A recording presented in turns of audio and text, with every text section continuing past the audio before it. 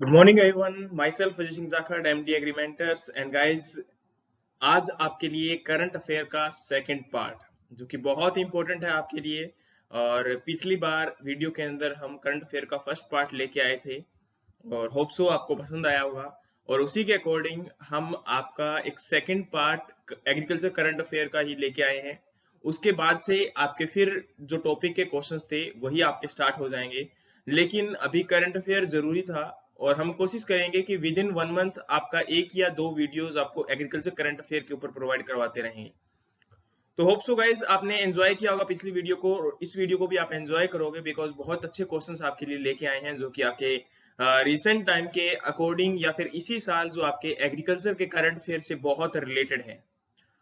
तो चलिए गाइस इनको डिस्कस करते हैं अच्छे से। So guys, your first question is an application first real time monitoring platform for rice field. Rice field का जो ऑनलाइन रियल टाइम जो मॉनिटरिंग है उसके करने के लिए आपका पहला एक एप्लीकेशन लॉन्च किया गया है। उस एप्लीकेशन का नाम क्या है? अविमित्रा, paddy watch, Krishi Yantra Mitra and rice expert. So guys, application का नेम है आपका पैडी वॉच। और अगर इसकी एप्लीकेशन की बात करता हूं तो ये आपका यूनिवर्सिटी ऑफ सिडनी के द्वारा इसको जो है डेवलप किया गया है। एंड गाइज, ये आपका अकेला यूनिवर्सिटी ऑफ सिडनी के द्वारा ही डेवलप नहीं किया गया है। ये कोलेब्रेशन के साथ आपका 5 कंट्रीज यहाँ पर इन्वॉल्व हैं। मेनली आपका Indian agriculture research institute India, China, Malaysia, Indonesia और वियतनाम के जो एग्रीकल्चर के रिसर्च इंस्टीट्यूट हैं उनके साथ पार्टनरशिप में इसको डेवलप किया जा रहा है। एंड मेनली इस एप्लीकेशन के लिए आपका जो गूगल अर्थ है या फिर आपका जो गूगल जियो इंफॉर्मेशन जो आपका होता है, group of earth observation GEO, उनके कोलेबोरेशन के साथ भी इसको प्रोजेक्ट को अंडरटेक किया जा रहा है, प्रोजेक्ट को प्रॉपर किया जा रहा है। और इसका काम क्या है, मेनली इसकी सिग्निफिकेंस क्या है? फर्स्ट ऑफ ऑल है डिजिटल एग्रीकल्चर। डिजिटल एग्रीकल्चर का मतलब ये है कि आपके जो वर्कर्स हैं उनको पता लग जाएगा, आपका जो क्रॉप यील्ड है उसका फोरकास्टिंग हो जाएगा, वाटर कंजप्शन के रिलेटेड हमें नॉलेज पता लग जाएगा। और बाकी और सभी जो है हमें ऑनलाइन जो डिजिटल जो आपका टेक्नोलॉजी है उसकी हेल्प से बहुत सारी चीजों में भी रियल टाइम जो हमें सस्टेनेबल वे से आपका जो राइस प्रोडक्शन है वो करने में मदद मिलेगी। नेक्स्ट हमारा यहाँ पर आप बात करते हैं एक्यूरेट इन्फॉर्मेशन। मींस कि आपका जो फार्मर्स हैं या फिर जो एग्रीकल्चर साइंटिस्ट हैं उनको हार्वेस्टिंग के रिगार्डिंग या फिर बाकी सभी चीजों के regarding up to date information जो है मिलती रहेगी। और कहीं ना कहीं ये हमारा जो वर्ल्ड के अंदर फूड सिक्योरिटी है उसको इंश्योर करने में हेल्प करेगा। और नेक्स्ट है आपका ग्रीन हाउस गैस इमिशन। आपको पता होगा कि पैडी फील्ड से मिथेन गैस निकलती है जो कि एक इंपॉर्टेंट कंपोनेंट है ग्रीन हाउस गैस का। तो मेनली इसके द्वारा आपका जो ग्रीन हाउस गैस है यानी कि मीथेन जो है उनका इम्पैक्ट क्या है और कितना इमिशन हो रहा है उनका, उसका भी हमें पता लगेगा। और ग्लोबल वार्मिंग के ऊपर उसका क्या इम्पैक्ट है वो भी हमें पता चलेगा। नेक्स्ट है पॉलिसी फॉर्मुलेशन। पॉलिसी फॉर्मुलेशन का मतलब है कि इस एप्लीकेशन के द्वारा जो नई पॉलिसीज हैं एजुकेशन के अंदर या फिर इकोनॉमिक ग्रोथ के लिए उनको भी जो है एनहेंस करने के लिए इसमें जो है हमें हेल्प मिलने वाली है। और अगर राइस की बात करता हूं तो आपको पता होना चाहिए इंडिया, चाइना और आपका जो इंडोनेशिया है, ये मेनली 3 कंट्रीज 60% ऑफ राइस का प्रोडक्शन करते हैं वर्ल्ड का। और इंडिया जो है वो आपका 21.6% प्रोडक्शन करता है आपके वर्ल्ड के अंदर। इसकी सेकंड रैंक है आफ्टर चाइना। सो गाइज ये आपके लिए इंपॉर्टेंट है। और राइस की अगर बात करूं तो इंडिया के अंदर राइस जो है वेस्ट बंगाल के अंदर सबसे ज्यादा होता है, फिर आपका यूपी में सबसे ज्यादा होता है। और अगर प्रोडक्टिविटी की बात करूं तो सबसे ज्यादा पंजाब, फिर आपके तमिलनाडु, फिर आपके हरियाणा के अंदर प्रेजेंट है। सो गाइज ये आपके कुछ इंपॉर्टेंट एस्पेक्ट्स थे जो कि बहुत इंपॉर्टेंट है, इनको एक बार देख लेना। आपके एग्जाम पॉइंट ऑफ व्यू जो है कई बार एग्जाम के अंदर पूछे जा सकते हैं। सो गाइज नेक्स्ट क्वेश्चन आपका, union agriculture minister Shri Narendra Singh Tomar launch Sahakar Mitra scheme on. जो हमारे एग्रीकल्चर मिनिस्टर हैं श्री नरेंद्र सिंह तोमर, इन्होंने एक सहकार मित्रा स्कीम को लॉन्च किया है। ये आपका स्कीम कब लॉन्च किया गया है? सबसे पहले मैं आपको बता दूं कि सहकार मित्रा जो स्कीम है ये आपका एक इंटर्नशिप प्रोग्राम है आपके इंडिया के यूथ के लिए। और इस इंटर्नशिप प्रोग्राम में आपका अगर बात करूं then it is mainly initiative of national cooperative development corporation, NCDC, आपका ये जो है नेशनल कोऑपरेटिव डेवलपमेंट कॉर्पोरेशन का एक इनिशिएटिव है, जो कि आपका आत्मनिर्भर भारत अभियान के जो आपका वोकल फॉर लोकल है उसको एनहेंस करने में, उसको इम्प्रूव करने में ये मदद करेगा। और अगर मैं बात करता हूं तो in this internship program there is 4 month financial support will be also provided for the youth and mainly eligible जो पर्सन है या फिर इसके एलिजिबिलिटी की अगर मैं बात करूं तो वो आपका agriculture graduate person, IT students and allied sector students जो है इसके लिए आपके एलिजिबल होंगे। और ये जो स्कीम है वो 12 जून 2020 को इसको लॉन्च किया गया था श्री नरेंद्र सिंह तोमर, हमारे जो एग्रीकल्चर मिनिस्टर हैं उनके द्वारा। सो गाइज ये इंपॉर्टेंट हो सकता है, रिसेंट में इसको लॉन्च किया गया है एंड मेनली यूथ के लिए है, तो आपका कहीं ना कहीं ये आपके एग्जाम पॉइंट ऑफ व्यू भी एक इंपॉर्टेंट क्वेश्चन बनता है। सो गाइज जून 12 2020।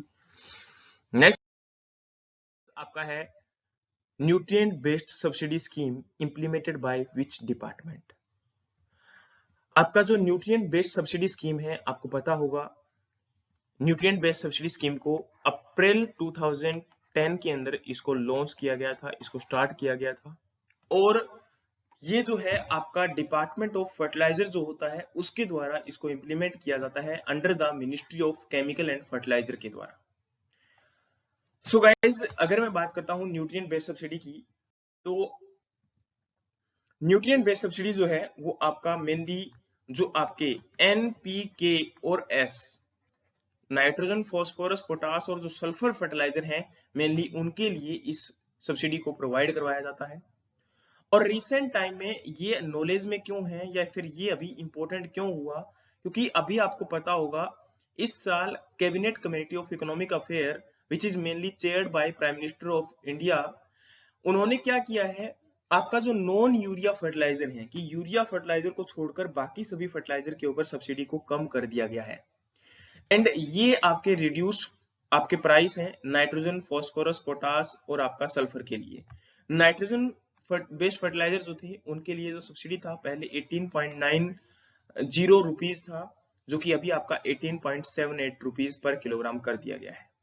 सो गाइज इसी प्रकार से फॉस्फोरस के लिए 15 रुपीज 21 पैसे था पर किलोग्राम एंड जो आपका रिड्यूस करके इसको 14 रुपीज 88 पैसे जो है कर दिया गया है। उसी प्रकार से पोटास का भी कम कर दिया गया है और आपका सल्फर फर्टिलाइजर के लिए भी आपका सब्सिडी को रिड्यूस कर दिया गया है। इसीलिए ये इस साल के एग्जाम के लिए बहुत इंपॉर्टेंट हो सकता है। और आपको बता दूं कि cabinet committee of economic affair ने अभी आपका जो अमोनियम फॉस्फेट फर्टिलाइजर था, ये पहले आपका सब्सिडीज के लिए जो है इसको नहीं माना जाता था, लेकिन अभी इसको भी इंक्लूड कर लिया गया है। इसको जो आपका अमोनियम फॉस्फेट फर्टिलाइजर था जो एक कॉम्प्लेक्स फर्टिलाइजर है उसको भी आपका इंक्लूड कर लिया गया है। सो एग्जाम में यहां से भी क्वेश्चन हो सकता है कि which fertilizer is mainly included in the nutrient based subsidies. So आपका अमोनियम फॉस्फेट जो फर्टिलाइजर है उसको भी आपका इंक्लूड किया गया है। ओके गाइज, सो ये भी आपके लिए इंपॉर्टेंट क्वेश्चन हो सकता है आपके एग्जाम के लिए। नेक्स्ट क्वेश्चन है सह्याद्री मेगा पैडी वेराइटी जो है वो मेनली किस यूनिवर्सिटी के द्वारा इसको डेवलप किया गया है।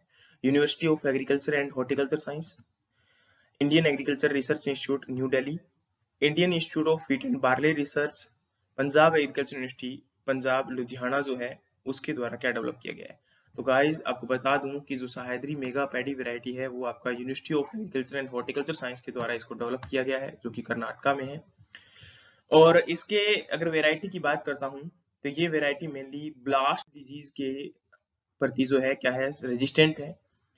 And also this variety is rich in the nutrients like protein content जो है इसके अंदर 12.48% है।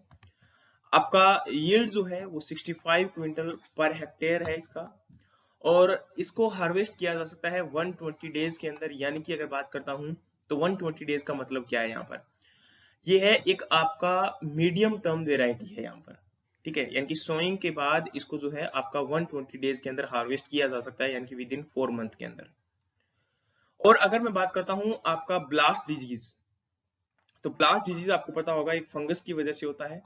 फंगस का नाम आपका पायरिकुलेरिया और आइजे है, जिसको ग्रीजा भी बोलते हैं, और आपका ओराइजे भी इसको लिखा जाता है।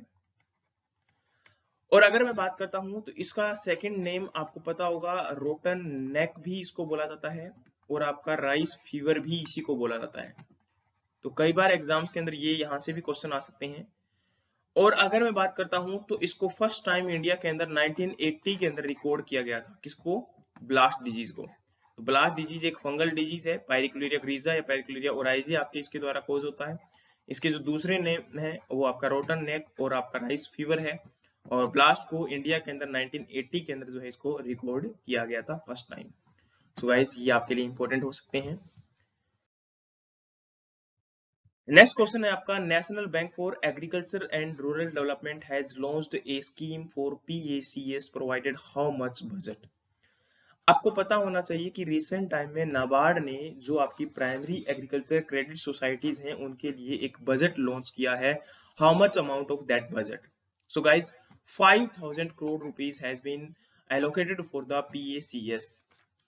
सो ये जो स्कीम है, ये पीएसीएस क्या है और पीएस के अंडर में ये बजट क्यों दिया गया, आपको पता होना चाहिए कि आपकी जो प्राइमरी एग्रीकल्चर सोसाइटीज होती हैं वो आपके एग्रीकल्चर के अंदर जो फार्मर्स हैं उनके वेलफेयर के लिए वर्क करती हैं, और इसके कंप्यूटराइजेशन के लिए जो है ये बजट अभी दिया गया है। और इस स्कीम का जो मेनली फोकस है वो आपका वाटरशेड डेवलपमेंट प्रोजेक्ट को एनहेंस करने का, उनको इंप्रूव करने के लिए जो है इसको बजट को प्रोवाइड करवाया गया है। और दूसरा आपका पीएसीएस को कंप्यूटराइजेशन करने के लिए, उनको ऑनलाइन करने के लिए जो है ये आपका जो है बजट दिया गया है। सो गाइज ये आपके लिए इंपॉर्टेंट है क्योंकि नाबार्ड के द्वारा दिया गया है, तो ऑब्वियस सी बात है नाबार्ड के एग्जाम के लिए आपका NABARD grade A grade B दोनों के लिए इंपॉर्टेंट हो सकता है। दूसरा आईबीपीएस एएफओ के लिए इंपॉर्टेंट है, आईसीआर जेआरएफ के लिए इंपॉर्टेंट है, और आपका आरआरबी एसओ जो एग्जाम है उसी के लिए भी बहुत इंपॉर्टेंट है। सो गाइज कुछ ये इंपॉर्टेंट क्वेश्चंस थे जो कि आपके एग्जाम के अंदर बार बार इनको पूछा जाता है। इनको देखिए, अच्छे से समझिए, और कहीं भी आपको कोई डाउट है तो आप पूछ सकते हैं।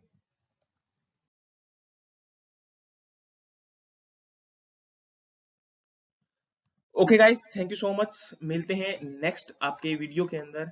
आपको वीडियो होप सो पसंद आया होगा, और आपको ऐसे ही वीडियोस लगातार कंटिन्यू मिलते रहेंगे, और जुड़े रहिए। Stay home, stay safe. Thank you.